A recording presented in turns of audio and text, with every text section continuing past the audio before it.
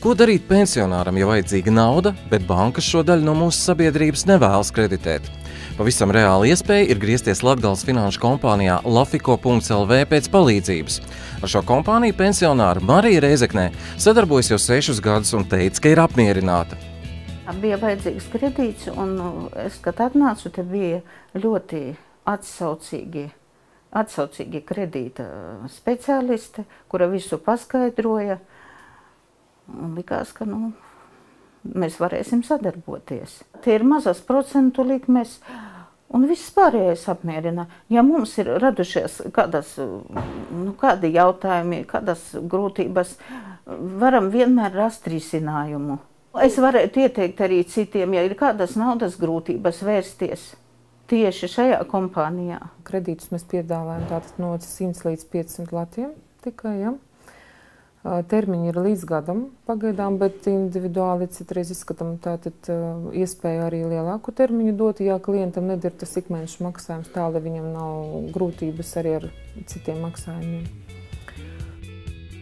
Inese Vaičote strādā jau 16 gadus, taču pati kompānija Lafiko.lv šogad septembrī svin 20 gadu jubileju. Valsts priekšsēdētājs Aleksandrs Grišuļonaks atceras, ka 20 gados uzņēmēja darbībā gājas raibi, piedzīvota Bankas Baltija un Pareks krīze, taču tomēr tagad ir atrasta perspektīva biznesa niša un kolektīvs nav pazaudēts. Izdevies to saglabāt. Biznes balstās uz to, ka tomēr Latvijā veci cilvēki ir, tas ir liela problēma, un visi domā, ka rīt vai parīt viņam obligāti jāmirst. Un bankas baidās no veciem cilvēkiem un nekreditē. Mūsu biznes stāv uz to, ka Latvijā eksistē vecuma diskriminācija.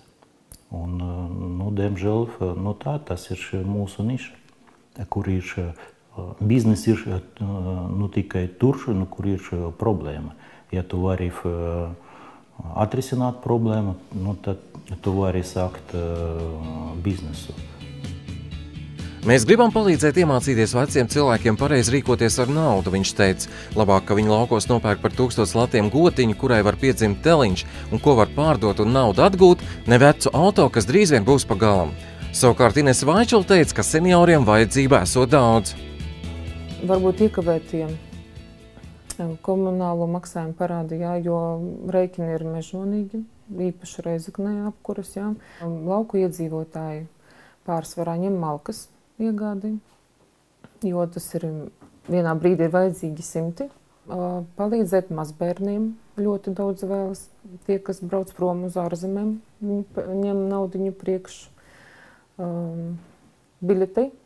Tie, kas grib labi iekārtot mājokļus, tie, kas domā par to, ka gribētu tomēr dzīvot varbūt labāk. Vēl ir jāremontē arī jumti un dzīvokļi. Ja rodas problēmas ar naudas atmaksu, visu varot atrisināt sarunu ceļā un laicīgi pabrīdinot. Savukārt Marija iedrošina.